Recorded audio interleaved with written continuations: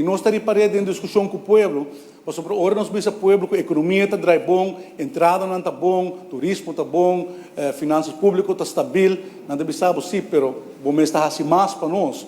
Nós sabemos assim, nós a duna dentro do qual é quadro não cupor, pero nós sabemos assim, para o surplus.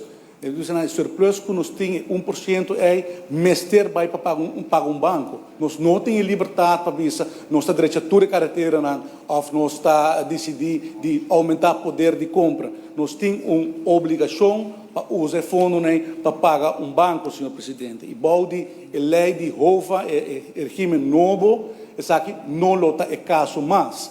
Então, quero que fora de besparing de interesse, como eu quero, é importante para nos compreender aqui que está acurado, me lo papel de budget a trove, mas também é elemento aqui que lo cambia com a lei de Hova.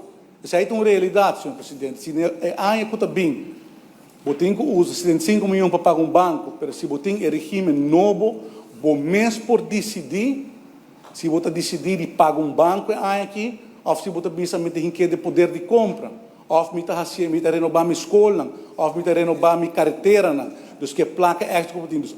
Por escolher como você zet in o surplus. Portanto, aí que você bisa me tá paga de 5 milhões na debe, 60 milhões me tá usa para invertir. E outro ano você bisa tá 20, 45, whatever que o governo tá quer que tem necessidade. Se tem uma circunstância especial por ocorrer dentro do país, que você bisa bom mester invertir fundo adicional, botem a liberdade. Basta chegar na débito GDP de 50% para 20, 35%, senhor presidente. Então, esse é me convencido que esse é algo real, que está fazendo a tarefa de governo como para governar seu país financeiramente muito mais flexível.